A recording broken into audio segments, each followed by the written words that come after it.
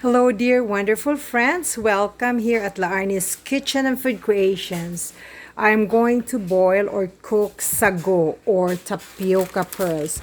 These are the tapioca pearls. These are large sizes of tapioca pearls, and it weighs 400 grams. So here in this boiling water, I'm going to cook this tapioca pearls. Then set that aside. I'm going to cover that and I will set that for 25 minutes. Setting my timer to 25 minutes. There you go. Set that aside for now. Okay, I'll have to turn off, my friends. So we'll try to check our sago or tapioca pearls.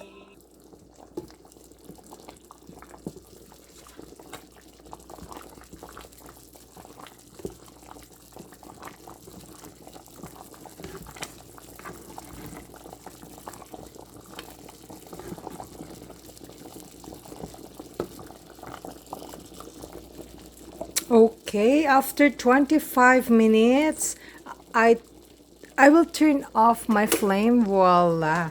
So I will just cover that one and just set that aside for another 20 minutes.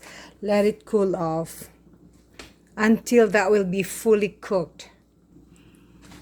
So friends, I'll set the timer for another 20 minutes and set that aside for now. Okay friends, I'm gonna turn off my timer. I'll put cancel. So come, let's check our tapioca pearls. Okay, as you can see, there are still white stuff at the middle. So it's not really fully cooked yet. So I'll have to drain this with running cold water. So I have here my running cold water, and then I'll just add the tapioca pearls here.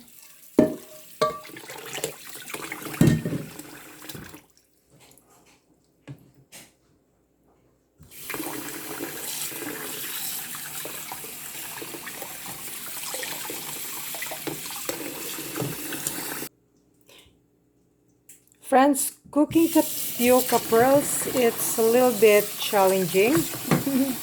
It takes patience, perseverance, and, you know, great work, I should say. Okay, I run this one with cold water. Transfer it into here.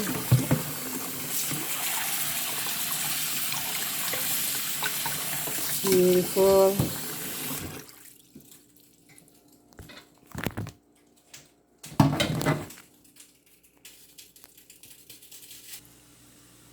So wonderful friends, this is how our tapioca pearls look like.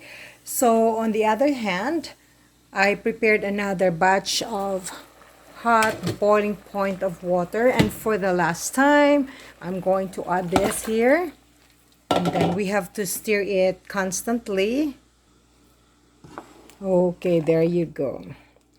Now, cooking sago or tapioca pearls, it can be very time consuming. So it needs patience, perseverance, and also right timing. So I have to set that for another last 10 minutes. So my timer for 10 minutes.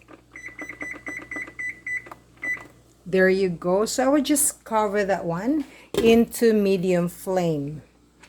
Set that aside until that will be fully cooked. Okay, I'll have to cancel my timer. So it's quite done.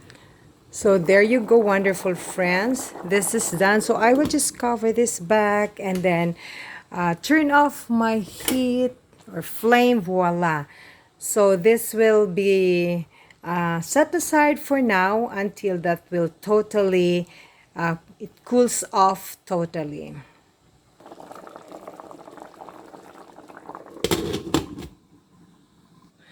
As what I've mentioned, friends, that cooking these tapioca pearls or sago, it takes a lot of time. It's time consuming. So it took me an hour, more than an hour to cook this.